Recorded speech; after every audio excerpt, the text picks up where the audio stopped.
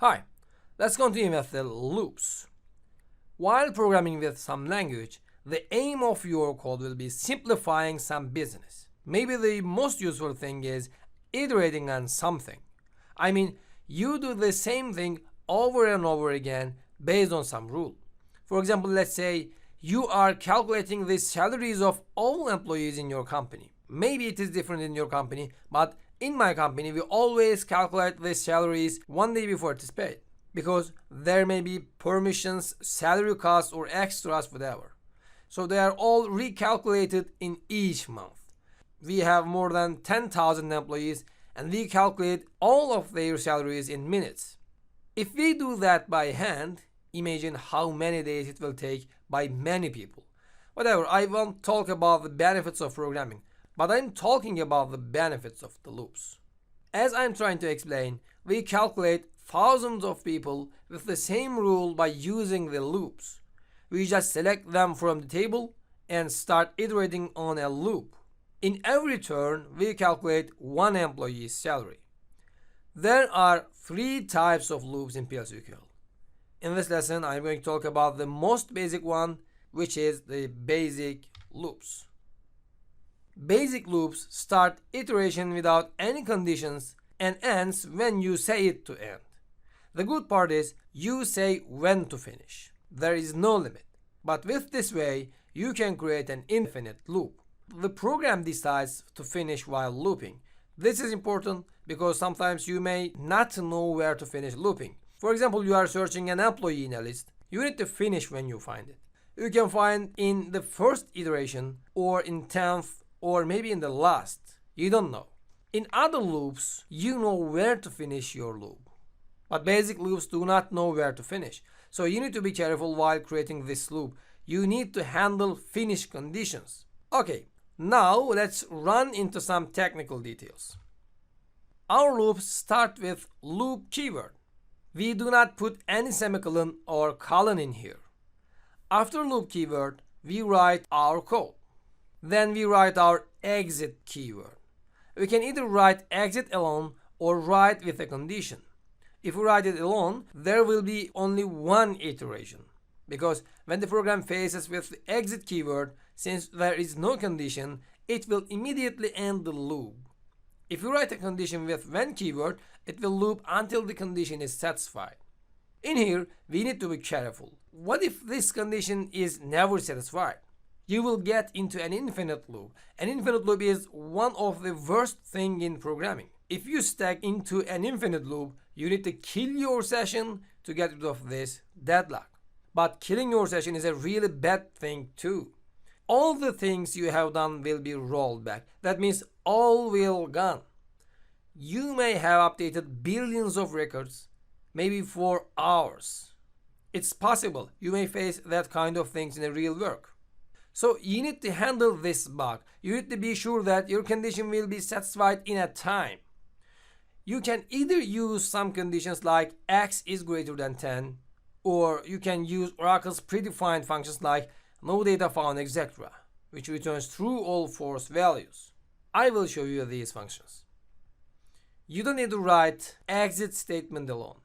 You can write inside an if statement or somewhere else, but just be careful about the infinite loops. Besides, you don't need to write exit statements just before the end loop keyword. You can write it anywhere between loop and end loop keywords. But be aware that the codes written after exit statement will not be executed if the condition is satisfied. You can use more than one exit statement inside the loop, maybe for different conditions, but I recommend you to use one exit in a loop if you don't really need it. And your loops finish with the end loop keyword. Let's make some examples for the basic loops. Let's write a simple counter example. First, let's declare a counter named vCounter, for example. But before that, let's run set server output on again.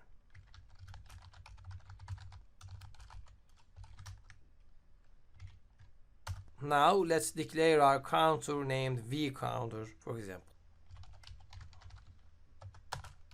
vCounter, it's a number, let's say number 2, and the initial value is 1 and our begin keyword. Let's start looping in here. Now I will print our counter in each iteration. Let's write our dbms output dot put line, and my counter is, let's say, v counter. Now we need to increase our counter to avoid an infinite loop. So v counter, let's copy that, is equal to v counter plus 1. In PL/SQL, we do not have v counter plus plus like in other programming languages. We just need to write v counter is equal to v counter plus 1 to increase one by one. Now let's write a standalone exit keyword to see what happens. Just write exit. And I need to finish my loop with writing end loop keyword.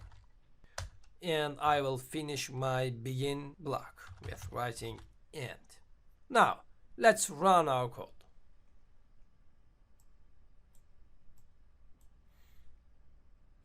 As we can see, our text is written for just one time. We started from loop keyword, then we printed our counter value, then increased our value with 1. After that, the program faced with exit keyword without any condition, so it immediately finished the loop. But this is not an actual loop. It iterated for only one time. The main idea of a loop is iterating for more than one times. Otherwise, why should I use loops? So we need to finish the iteration with a condition. Maybe we can use a standalone exit with an if statement. Let's try to make one. For example, in here, let's write if our v counter is equal to 10, then let me indent my exit and if. Now let's clear and run our code. Very good, this worked, but I have an easier way to do this. We could do this with an exit when condition. But if we do exit with if statement, that means we intended to do something more. For example, let's write something more in here. If our number is 10, I can say that, for example, now I reached the maximum value and it is, let's say, v counter. In here, I printed my value for one more time. Let's clear up here and run it again. Now I reached the maximum value and it is 10. I iterated 9 times, but I printed 10 times. We could do something more when we reach the condition. But if we just want to finish the loop, we can use exit when condition simply. Let's comment if clause and write our exit when clause.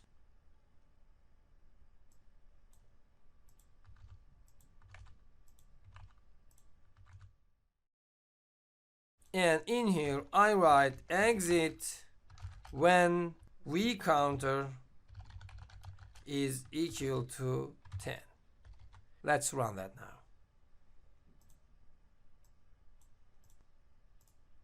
As we can see, we iterated for 9 times. We can either set when condition to finish when it is equal to 11 or greater than 10, or we can start from 0 and print our variables after increasing. You can write many different algorithms to run that for 10 times. Now let's write greater than 10 and print again, for example. It is greater than 10.